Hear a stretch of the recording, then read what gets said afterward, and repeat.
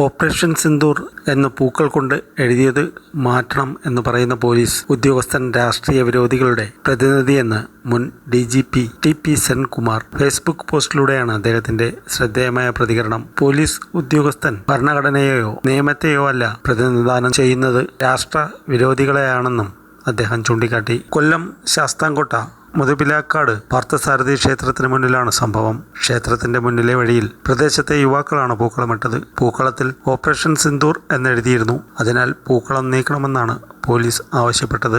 മാറ്റിയില്ലെങ്കിൽ കേസെടുക്കുമെന്ന് police യുവാക്കളെ ഭീഷണിപ്പെടുത്തി. CPMകാർ അംഗങ്ങളായ ക്ഷേത്ര കമ്മിറ്റിയാണ് ഓപ്പറേഷൻ സിന്ദൂർ പൂക്കളത്തിനെതിരെ പരാതി നൽകിയത്. പോലീസിന്റെ നടപടിയിൽ സംസ്ഥാനമാകെ ശക്തമായ പ്രതിഷേധമാണ് ഉയരുന്നത്. ആനപ്പുറത്ത് ഹമാസ് ഹിസ്ബുള്ള തീവ്രവാദികളുടെ ബാനറുകളുമായി തൃത്താലയിൽ ഉറൂസ് അരങ്ങേറിയപ്പോൾ പോലീസുകാർക്ക് ഒന്നും തോന്നിയില്ലേ എന്നാണ് സോഷ്യൽ മീഡിയയിൽ ഉയരുന്ന പ്രധാന ചോദ്യം. ഓണപ്പൂക്കളത്തിൽ തീവ്രവാദികൾക്കെതിരെ ഭാരതം നേടിയ നിർണായകമായ ഒരു വിജയത്തെ സൂചിപ്പിക്കുന്ന ഒരു ഡിസൈൻ കൊടുത്തപ്പോൾ ഇടപെടുന്ന പിണറായി പോലീസ് എന്ത് സൂചനയാണ് തരുന്നത്? ഈ നാട്ടിൽ ജിഹാദികൾക്ക് വലിയ ഭൂരിപക്ഷം ഉണ്ടെന്നല്ലേ, അതോ പച്ച വെളിച്ചം പോലീസ് സേനയെ ആകെ ഗ്രസിച്ചു എന്നുമാണ് സോഷ്യൽ മീഡിയ ചോദിക്കുന്നത്.